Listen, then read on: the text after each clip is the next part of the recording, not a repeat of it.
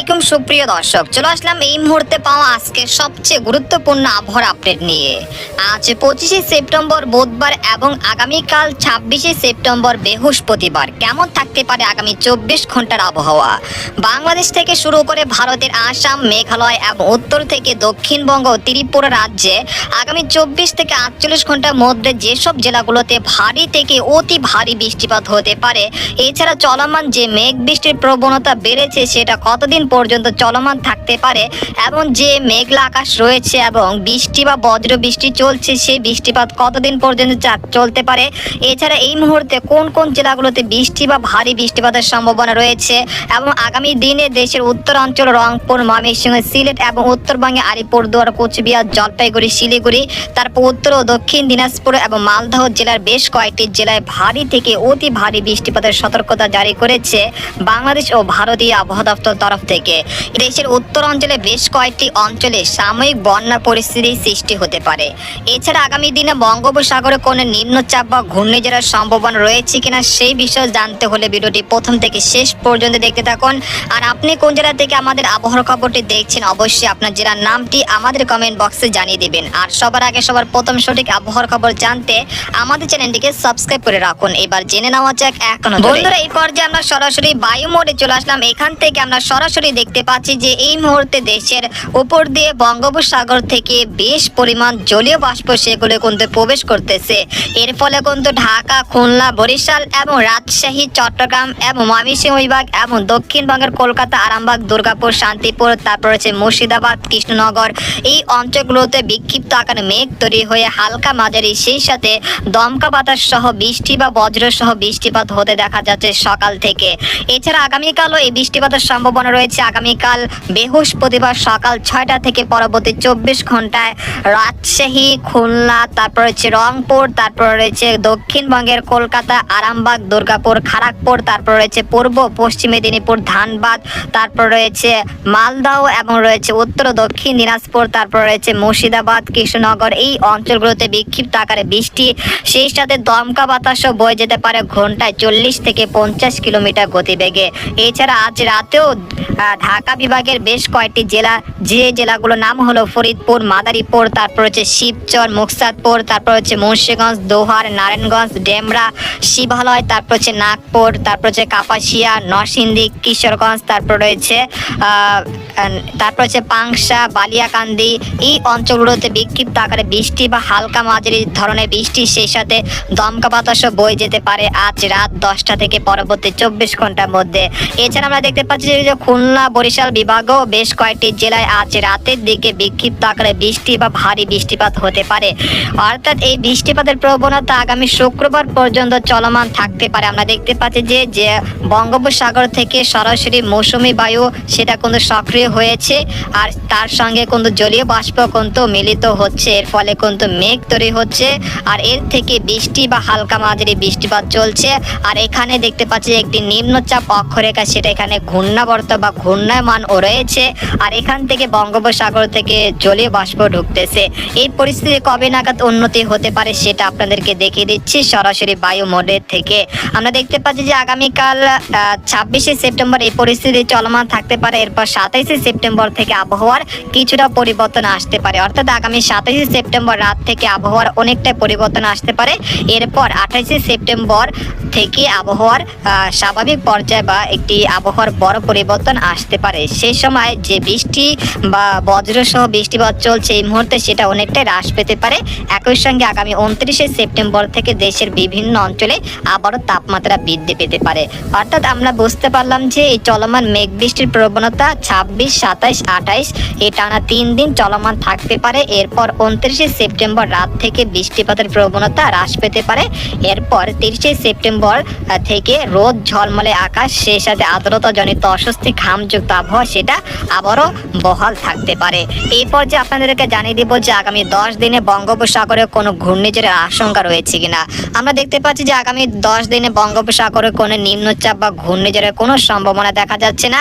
অর্থাৎ আগামী 4ই অক্টোবর পর্যন্ত বঙ্গোপসাগর স্বাভাবিক থাকতে পারে, কোনো নিম্নচাপ বা ঘূর্ণিঝড়ের আশঙ্কা নেই।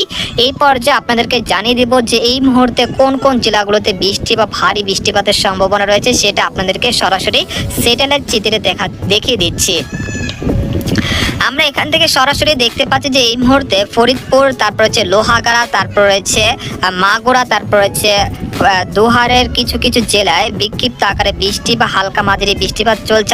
আপনারা দেখতে পাচ্ছেন যে মাদারীপুর, তারপর রয়েছে খুলনা, তারপর হচ্ছে পাবনা, রাজশাহী, মেহেরপুর, এরপরে রয়েছে বরিশাল, মতিরহাট, লালমোহন, হাতিয়া, চরফ্যাশন, চট্টগ্রাম, তারপর হচ্ছে খাগড়াছড়ি, এখানে রয়েছে মাঠবাড়িয়া, তারপর রয়েছে কিশোরগঞ্জ, তারপর হচ্ছে মাদান, ময়মনসিংহ, তারপর হচ্ছে মৌলভীবাজার, লাখি, তারপর হচ্ছে কোলাউড়া, তারপর হচ্ছে বারলেখা। এই অঞ্চলগুলোতে বিক্ষিপ্ত আকারে হালকা মাঝারি বৃষ্টিপাত, সেই সাথে কোথাও কোথাও মুষলধারে বৃষ্টিপাতের সম্ভাবনা দেখা যাচ্ছে এই মুহূর্তে। তবে পরবর্তী সময়ে আজ রাত 8টা থেকে পরবর্তী 24 ঘন্টায় দোহার, মুন্সিগঞ্জ, নারায়ণগঞ্জ, ঢাকা, ডেমরা, নাগপুর, টাঙ্গাইল, বাণীস্থলী, গাজীপুর, কাপাসিয়া, নরসিংদী এই অঞ্চলগুলোতে বিক্ষিপ্ত আকারে হালকা মাঝারি বৃষ্টিপাত, সেই সাথে দমকা বাতাসও থাকতে পারে ঘন্টায় 30 থেকে 40 কিলোমিটার গতিবেগে। যেহেতু একটি নিম্নচাপ তৈরি হয়েছে, সেই নিম্নচাপের কারণে এই দমকা বাতাস থাকতে পারে আর হালকা মাঝারি ধরনের বৃষ্টি বা ভারী বর্ষণ হতে পারে এই অঞ্চলগুলোতে। এর পরবর্তী সময় আমরা দেখতে পাচ্ছি যে যশোর, তারপর রয়েছে চাঁদপুর, তারপর হচ্ছে চুয়াডাঙ্গা, মেহেরপুর এই অঞ্চলগুলোতে বিক্ষিপ্ত আকারে হালকা মাঝারি বৃষ্টিপাতের সম্ভাবনা রয়েছে আজ রাত 8টা থেকে পরবর্তী 24 ঘন্টার মধ্যে। এরপর রয়েছে ফরিদগঞ্জ, তারপর হচ্ছে চাঁদপুর, কুমিল্লা, তারপর হচ্ছে মতিরহাট, নোয়াখালী, তারপর হচ্ছে ফেনী, হাতিয়া, সন্দ্বীপ, মানিকছড়ি এই অঞ্চলগুলোতে বিক্ষিপ্ত আকারে হালকা মাঝারি বৃষ্টিপাত হতে পারে আজ রাত 8টা থেকে পরবর্তী 24 ঘন্টার মধ্যে। এখানে আমরা দেখতে পাচ্ছি ভারতের ত্রিপুরা রাজ্যের উদয়পুর, আমবাসা, আগরতলা এই অঞ্চলগুলোতে হালকা মাঝারি বৃষ্টিপাতের সম্ভাবনা রয়েছে। আর এদিকে রয়েছে কিশোরগঞ্জ, মৌলভীবাজার, মাদান, ময়মনসিংহ, জামালপুর, শেরপুর, তারপর রয়েছে নেত্রকোনা, এখানে হচ্ছে সুনামগঞ্জ, সিলেট বিভাগের সবকটি জেলাতেই আগামী 24 ঘন্টার মধ্যে বিক্ষিপ্ত আকারে হালকা মাঝারি ধরনের বৃষ্টি বা বজ্রসহ বৃষ্টিপাত হতে পারে। এই পর্যায়ে আপনাদেরকে জানিয়ে দেবো যে পশ্চিমবঙ্গে, দক্ষিণবঙ্গে আগামী 24 ঘন্টার আবহাওয়া কেমন থাকতে পারে। এখান থেকে আমরা সরাসরি উপগ্রহ চিত্রে দেখতে পাচ্ছি যে পশ্চিমবঙ্গের, দক্ষিণবঙ্গের খড়গপুর, কোলাঘাট, তারপর হচ্ছে কলকাতা, চন্দ্রনগর, আরামবাগ, বর্ধমান, শান্তিপুর, বানকুরলিয়া, দুর্গাপুর, পুরুলিয়া, তারপর হচ্ছে সিউড়ি, কাটোয়া, নালিহাটি, তারপর হচ্ছে মুর্শিদাবাদ, কৃষ্ণনগর এই অঞ্চলগুলোতে কোথাও কোথাও বিক্ষিপ্ত আকারে বৃষ্টি বা বজ্রসহ বৃষ্টিপাত হতে পারে আগামী 24 থেকে 48 ঘন্টার মধ্যে। সেই সাথে আমরা দেখতে পাচ্ছি যে রংপুর বিভাগের বেশ কয়েকটি জেলাতে এই মুহূর্তের আকাশ প্রায় পরিষ্কার বা আংশিক মেঘলা রয়েছে। তবে আজ রাত 8টা থেকে পরবর্তী 24 ঘন্টার মধ্যে রংপুর বিভাগের সবকটি জেলাতে বিক্ষিপ্ত আকারে বৃষ্টি বা বজ্রসহ হালকা মাঝারি বৃষ্টিপাত হতে পারে, আবার কোথাও কোথাও অতি ভারী বর্ষণ হতে পারে রংপুর বিভাগে। এছাড়া আগামী 24 ঘন্টা মূলত রাজশাহী, রংপুর, ময়মনসিংহ, সিলেট বিভাগের একাধিক জেলায় ভারী থেকে অতি ভারী বৃষ্টিপাত হতে পারে, যার পরিমাণ থাকতে পারে 100 থেকে 200 মিলিমিটার পর্যন্ত। আর খুলনা, বরিশাল, চট্টগ্রাম এবং ঢাকা বিভাগের বেশ কয়েকটি জেলায় হালকা মাঝারি বৃষ্টিপাত হতে পারে, যার পরিমাণ থাকতে পারে প্রায় 50 থেকে 100 মিলিমিটার পর্যন্ত। আর দক্ষিণবঙ্গের বেশ কয়েকটি জেলায় আগামীকাল বৃহস্পতিবার সকাল 6টা থেকে পরবর্তী 24 ঘন্টায় ভারী থেকে অতি ভারী বৃষ্টিপাত হতে পারে, যার ফলে এই জেলাগুলোতে লাল সতর্কতা জারি করেছে আলিপুর আবহাওয়া দপ্তর তরফ থেকে। অর্থাৎ দক্ষিণবঙ্গের সবকটি জেলাতে আগামীকাল বৃহস্পতিবার সকাল থেকে সন্ধ্যা পর্যন্ত ভারী বৃষ্টিপাত হতে পারে। তাই এখন থেকে যারা পশ্চিমবঙ্গে রয়েছেন তারা এখন থেকে পূর্ব প্রস্তুতি নিয়ে রাখুন। আর রংপুর, ময়মনসিংহ, সিলেট বিভাগের যে নিচু এলাকাগুলো রয়েছে সেখানে সাময়িক বন্যা পরিস্থিতির সৃষ্টি হতে পারে, তাই আপনারাও পূর্ব প্রস্তুতি নিয়ে রাখুন। তবে আগামী দিনে অর্থাৎ আগামীকাল থেকে বঙ্গোপসাগরের পূর্বাভাস যদি আপনাদেরকে দেখে দিই তো আপনারা বুঝতে পারবেন এই মুহূর্তে বঙ্গোপসাগর কিছুটা উত্তাল রয়েছে। তবে আগামীকাল 26 সেপ্টেম্বর বঙ্গোপসাগর উত্তাল থাকতে পারে। এরপর শুক্রবার থেকে বঙ্গোপসাগর ধীরে ধীরে স্বাভাবিক পর্যায়ে চলে আসতে পারে। এরপর 28 সেপ্টেম্বর থেকে বঙ্গোপসাগর পুরোপুরি স্বাভাবিক হয়ে আসতে পারে। তখন আপনারা মাছ ধরা ট্রলার নিয়ে গভীর সাগরে যেতে পারেন, কোনো সমস্যা হবে না ইনশাল্লাহ। শনিবার থেকে এই পরিস্থিতি, বুঝছেন। এবার আপনাদেরকে জানিয়ে দিব যে চরম পূর্বাভাসে, সেখান থেকে আপনাদেরকে দেখে দিচ্ছি যে তাপমাত্রা পরিস্থিতি। এই পর্যায়ে আপনাদেরকে দেখে দিচ্ছি তাপমাত্রা কিরকম থাকতে পারে আগামী 24 ঘন্টায়।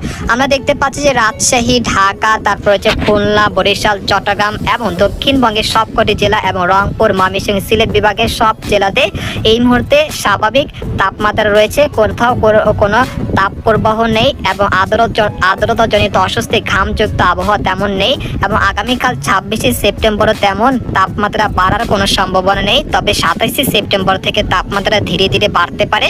অর্থাৎ খুলনা, বরিশাল, চট্টগ্রাম, ঢাকা, রাজশাহী, এরপর দক্ষিণবঙ্গের সবকটি জেলাতে আগামী শুক্রবার রাত থেকে তাপমাত্রা ধীরে ধীরে বৃদ্ধি পেতে শুরু করবে। এরপর 28শে সেপ্টেম্বর থেকে দক্ষিণবঙ্গের তাপমাত্রা বেশ বৃদ্ধি পেতে শুরু করবে এবং 29শে সেপ্টেম্বর থেকে আবারও তাপপ্রবাহ শুরু হয়ে যেতে পারে পরবর্তী সময়। এরপর আমরা দেখতে পাচ্ছি যে বৃষ্টিপাতের পূর্বাভাস। আমরা দেখতে পাচ্ছি যে এই মুহূর্তে সারা বাংলাদেশে বৃষ্টিপাতের সম্ভাবনা রয়েছে এবং পশ্চিমবঙ্গে এবং ত্রিপুরা, আসাম, মেঘালয় সবকটি জেলাতে বৃষ্টিপাতের সম্ভাবনা রয়েছে এবং 26 তারিখ থেকে বৃষ্টিপাত ধীরে ধীরে হ্রাস পেতে পারে। তবে দেশের পশ্চিম, উত্তর পশ্চিম অঞ্চলে বৃষ্টিপাত অব্যাহত থাকতে পারে। এরপর 27শে সেপ্টেম্বর থেকে দেশ থেকে বৃষ্টিপাত ধীরে ধীরে হ্রাস পেতে শুরু করবে। এরপর 28শে সেপ্টেম্বর থেকে বাংলাদেশ এবং পশ্চিমবঙ্গ, আসাম, মেঘালয় এবং ত্রিপুরা রাজ্য থেকে বৃষ্টিপাত একেবারে বিদায় নেবে। এরপর আমরা দেখতে পাচ্ছি যে 29শে সেপ্টেম্বর থেকে কোথাও তেমন বৃষ্টিপাতের সম্ভাবনা দেখা যাচ্ছে না। তো এই ছিল একটি খবর। তো আজকের মতো এখানে বিদায় নিলাম, দেখা হবে পরের একটি ভিডিওতে। সেই পর্যন্ত আমাদের সাথে থাকুন, ধন্যবাদ।